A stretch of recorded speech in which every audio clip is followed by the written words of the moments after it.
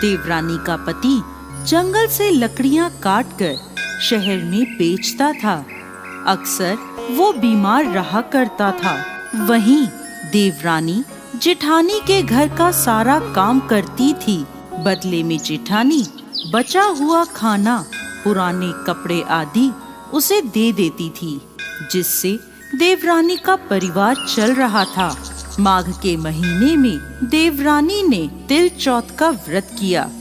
5 रुपए के तिल व गुड़ लाकर तिलकूटा बनाया। पूजा करके तिल चौथ की कथा सुनी और तिलकूटा छीके में रख दिया और सोचने लगी, चांद उगने पर तिलकूटे का भोग लगाकर ही कुछ खाऊंगी। कथा सुनकर वो अपनी जेठानी के घर चली गई। खाना बनाकर उसने जेठानी के बच्चों से कहा, खाना खा लो। तो बच्चे बोले, जब माँ खाएगी हम भी तभी खाएंगे। फिर उसने अपने जेठ से खाना खाने को कहा तो वह भी बोले, मैं अकेला नहीं खाऊंगा, सबके साथ ही खाऊंगा। जेठानी ने देवरानी से कहा, आज तो घर में अभी तक किसी ने खाना नहीं खाया, मैं तुम्हें पहले खाना कैसे दे दूं? तुम कल सुबह जल्दी ही बचा हुआ खाना ले जाना। देवरानी के घर पति और बच्चे सभी आस लगाए बैठे थे कि आज तो त्योहार है, माँ आएगी तो पकवान आदि खाने को मिलेंगे। परंतु जब बच्चों को पता चला कि आज तो सूखी रोटी भी नहीं मिलेगी, तो बच्चे रोने लगे। उसके पति को बहुत गुस्सा आया। कहने लगा, सारा दिन काम करके 2 रोटी भी नहीं ला सकती तो काम करने का क्या फायदा? ऐसा कहकर गुस्से में उसने अपनी पत्नी को कपड़ा धोने के डंडे से मारा। डंडा टूट गया तो उसने उसे पट्टे से मारा। वो बेचारी गणेश जी महाराज को याद करती रोती रोती पानी पीकर सो गई।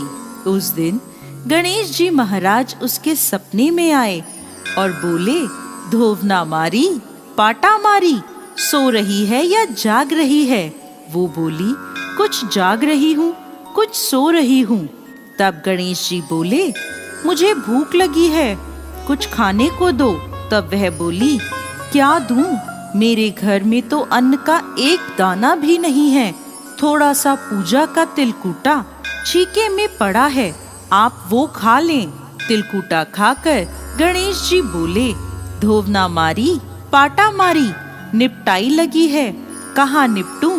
वो बोली, ये पड़ा घर, जहाँ इच्छा हो निमट लो।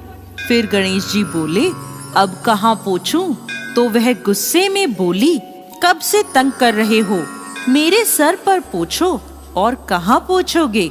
सुबह जब उसकी नींद खुली तो वो हैरान रह गई। उसका पूरा घर हीरे मोतियों से जगमगा रहा था। उसके माथे पर हीरे मोती जगमगा रहे थे। उस दिन वो जेठानी के यहाँ काम करने नहीं गई।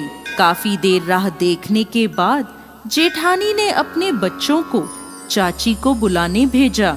उसने सोचा, कल खाना नहीं दिया इसलिए देवरानी बुरा मान गई है। बच्चे बुलाने गए और बोले, चाची चाची चलो, माँ ने बुलाया है, सारा काम पड़ा है। तब देवरानी बोली, बेटा बहुत दिन तुम्हारी माँ के काम कर लिया, अब तुम अपनी